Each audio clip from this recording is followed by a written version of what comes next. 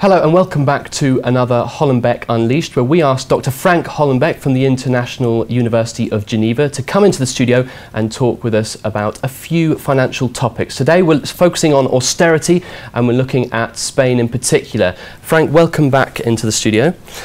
Just to start with, I want to move away from Europe for the moment and to look at US. Some analysts are predicting the US economy could be approaching a lengthy slump. Obviously I think they had a disappointing Labour Department report last Friday. Obviously there's been rising jobless claims as well.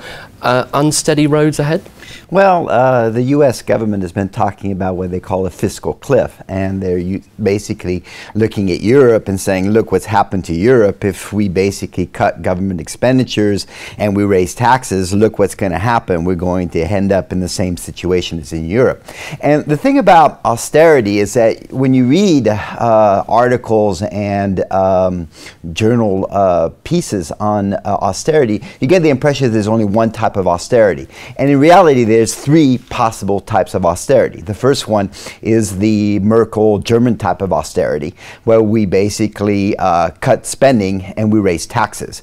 And basically what's happened is that we haven't really cut that much spending. For example, since the first bailout for Greece, the private sector lost 450,000 jobs, while the public sector lost relatively few jobs. And in Spain, we talk about draconian cuts in health and education, but in reality, the cuts aren't even the total that Spain needs to bail out Bankia. So we're talking about relatively small cuts in government expenditures. What's really driven the economy into recession has been the increase in taxes. Okay?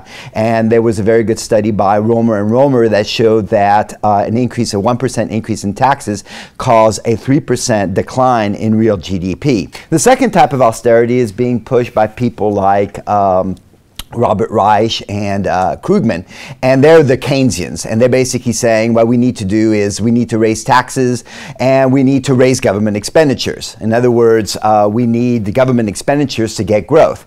In other words, the Keynesians' position is that the high level of government expenditure is enough. We have to have government expenditures increase. In other words, we need more government expenditures to get growth, otherwise we won't get any. Well, if you follow that logic, okay, then communist China, or I should say communist Cuba, should be a growth paradise, and we should have had a growth paradise in communist Russia at the same time. And the empirical studies show clearly that increases in government expenditures actually reduce growth. And honestly, let's look at what happened in Europe in the last 3 years. Let's look at France, Spain, Italy, Portugal, Ireland, and Greece, the six.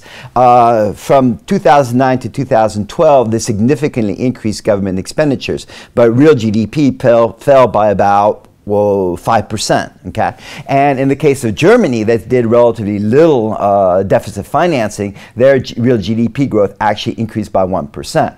The third type of austerity is the one I've been pushing, and that is basically to cut government expenditures and cut taxes. And of the three different forms of austerity I just discussed, it's only the third one that actually increases the private sector relative to the public sector. And we know for a fact that the only way we're going to get growth is by increasing the size of the private sector and not that of the public sector. Okay, so there's a variety of options there available for austerity. Frank, let's move on to Spain. You know, one of the things we've noticed recently, and obviously was coming off the back at the end of last week, was the Prime Minister Mariano Rajoy's championing this idea of a more centralised fiscal authority.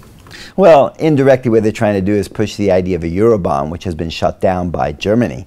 And we are in a situation where Spain is likely going to need a bailout. The problem is that there's no money out there for a bailout. Of the 1 trillion bailout fund, those are just guarantees, and 50% of those guarantees are coming from France, Spain, and Italy. And when we look about the guarantees that matter, which is the 360 coming from Germany, okay, it basically means that the EFSF and the ESM, once they go beyond 360 billion, they're basically going to have a hard time raising money. And they have a banking sector that is going to need at least 200 billion in the near future. So what's his direction then in that respect? Why would Spain Spain's Prime Minister be saying, right, well, we want something, an authority that allows people to go deeper into looking at members of the Eurozone, looking at their fiscal policies, what they're doing with their money, tightening the ropes as such, giving more powers to the executive? Well, what are they saying? They're basically saying is that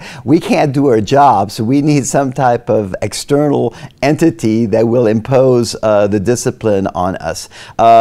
They had rules. We had rules, the 3% deficit rule, the 60% debt to GDP rules, and ultimately the countries just, never abided by those rules. So to say that we need another layer of government bureaucracy to ensure that we do what we should have been doing in the first place is somewhat silly. Frank, thanks very much for coming in, some interesting pieces of information once again. That's all we've got time for, though, here on Dukascopy TV. Stay with us, though, throughout the day. We'll continue to bring you updates and exclusive interviews. Until next time, though, goodbye.